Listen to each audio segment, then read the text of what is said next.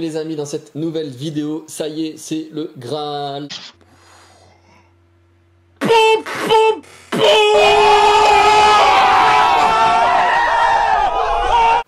On a pu valider donc ensemble les tests Lilou Trading. Aujourd'hui on a atteint le résultat des 3000 $, ça se fête. Donc du coup je vais vous expliquer quel trade j'ai pris aujourd'hui. Je vous avoue que je me suis pas trop foulé, mais en tout cas c'est mission accomplie. Donc on a rempli les tests en 5 jours. Alors c'est vrai qu'il faut trader 10 jours, donc on va continuer après à trader ensemble. Pourquoi? Parce que de toute façon cette chaîne là elle est pour vous, elle est faite pour vous, elle est faite pour que je vous apporte de la valeur, pour que je vous apporte du trading, pour que je vous apporte des trades fiables et cohérents entre guillemets, des stratégies. Et donc du coup je vais pas m'arrêter de trader et je vais continuer à réaliser les tests avec vous. Alors très certainement qu'on va pas garder la même taille de position maintenant qu'on a atteint l'objectif, c'est tout à fait normal, c'est comme tout trader qui atteint son objectif. Le but c'est de rentrer après dans une optique de conservation du PNL et de conservation du capital, donc ça va être aussi intéressant de voir comment on va aborder tout ça. Mais en tout cas on va continuer à sortir des vidéos chaque jour pour justement vous apporter un maximum de techniques et de valeur là-dessus. Donc du coup avant tout place un petit peu au résultat. On va sur Rythmique, donc on voit que le premier jour on avait terminé à 50 713, le deuxième jour c'était une petite journée 51 129, troisième jour 52 779, on avait bien profité de l'IPC et surtout on avait déjà pu réaliser un coussin de trésorerie qui nous a permis en fait de mettre un stop loss court pendant l'annonce et de prendre un petit peu d'argent, donc c'était chouette. Si jamais, n'hésite pas à re-regarder la vidéo qui a été postée par rapport à ça. Hier, j'attendais la réponse de Lilou Trading, de savoir si ça m'éliminait pas si j'atteignais les 3000 $ avant les 10 jours. Donc ils m'ont confirmé que non, ce n'est pas éliminatoire d'atteindre les 3000 $ avant les 10 jours. Donc j'avais pas trop tradé hier. Et donc aujourd'hui, je me suis lâché. On est allé remplir l'objectif. Donc j'ai fait le strict minimum, je vais pas vous mentir. Regardez, ZB 156, donc avec 3 contrats, c'est magnifique. Et il est où mon petit SP500? Il est là, le SP500, pas fait grand chose, un petit trade aussi, un petit trade avec un lot où j'avais vite flatté et après je suis rentré, ça que vous voyez, 2 contrats où j'ai pris 60 balles, voilà, tout simplement avec, je crois, un drawdown même pas de 2 ticks, comme d'habitude sur l'SP. Vous savez que justement le but c'est de vous montrer à quel point on peut trader en gérant son risque au maximum et être profitable et faire des bénéfices et pouvoir remplir justement les tests des propres firmes. Donc sans plus attendre, je vous parle de comment j'ai réalisé mon trade sur le ZB. Voilà, vous me connaissez, pour ceux qui me connaissent, rien qu'en voyant l'écran, ils savent déjà exactement ce que j'ai fait. Belle pattern de retournement, le W, le marché qui revient sur le gros volume du W. Ça correspondait donc à la S1 calculée par tir à charte. Voilà, moi je l'ai cueilli ici, en fait, tout simplement, le ZB1, je l'ai très bien cueilli ici, c'était parfait. J'ai juste pris un petit peu le mouvement, voilà, un petit bout du mouvement avec mes 2 contrats. J'avais 2 contrats, je crois, oui, 2 contrats. Effectivement, il y en a un que j'ai sorti flat rapidement aussi, mais j'avais laissé 2 contrats et j'ai pris le strict minimum, on va pas se mentir, juste pour faire l'objectif. Donc voilà, objectif accompli là-dessus. Et au niveau du SP500, trade hyper intéressant que je vais t'expliquer maintenant. En fait, regarde ce qui se passe. À ce moment-là, qu'est-ce qu'on voit sur le SP500? On en est à là. Donc je vois qu'on est en train de vraiment de casser la VWAP, qu'on vient recompléter les mèches. Pour moi, logiquement, le marché devrait aller justement retravailler ce niveau-là. Voilà, donc j'ai quand même un petit sentiment haussier, chose qu'il est venu faire, mais je pense qu'il va y revenir encore un peu plus davantage, on verra bien par la suite.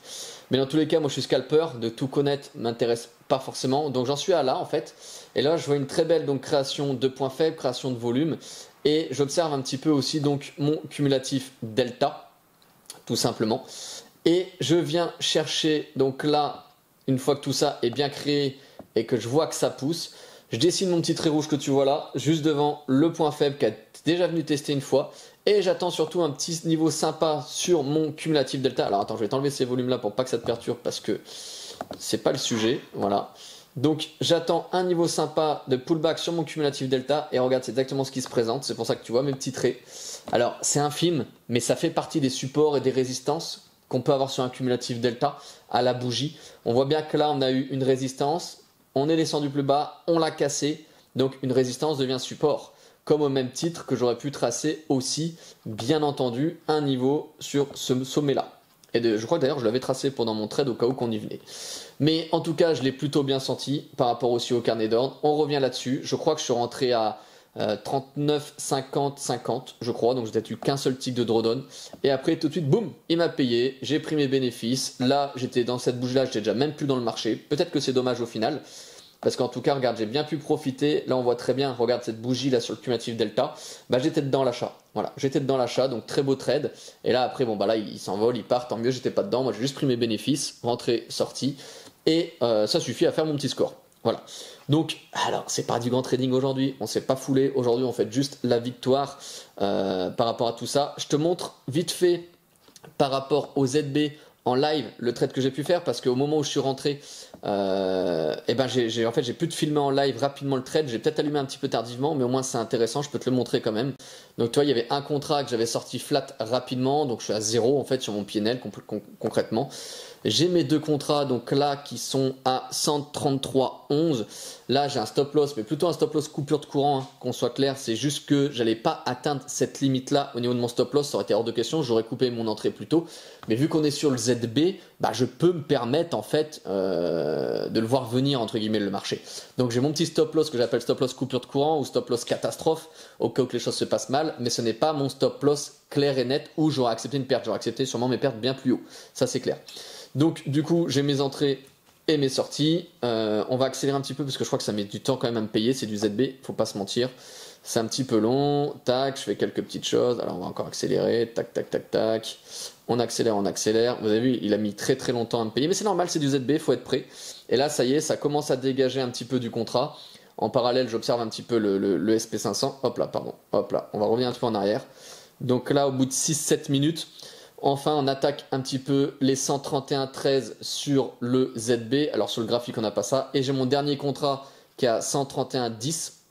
Donc là, en fait, je suis à 30 dollars, un peu plus de 30 dollars du tick. Donc 6, 7, 8, 9.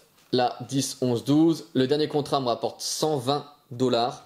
Plus les 30, ça fait 150. Je savais que j'avais déjà réalisé 60 dollars sur le SP500. Donc je ne vais pas garder la position. J'ai clôturé pour valider, en fait, tout simplement, valider mes gains. On va voir ça un petit peu par la suite. Hop là. Regarde, voilà. Hop. Et je sors à ce moment-là. Attends, je suis allé passer un petit peu rapidement, excuse-moi. Tu vas voir, ça va aller assez vite. Ma target, je la décale, tout simplement. Voilà. Même si elle a la poussée acheteuse qui est là, on voit très bien sur le pulley staking, hein, la poussée acheteuse qui est très bien présente, on voit très très très bien. Mais voilà, je valide mes tests, ça me fait les 156. Ça fait que la mission est accomplie. Écoutez, les amis, je suis vraiment content de vous partager ça, donc du coup, avec vous. On a dépassé donc les 53 000 dollars, donc objectif accompli. Et je vous retrouve demain dans la prochaine vidéo. On va continuer à trader, bien entendu, à vous expliquer des stratégies, vous expliquer un peu. Je vais essayer de vous prendre un peu plus de temps pour expliquer encore un peu plus en détail comment je procède pour avoir un risk rewards assez minime.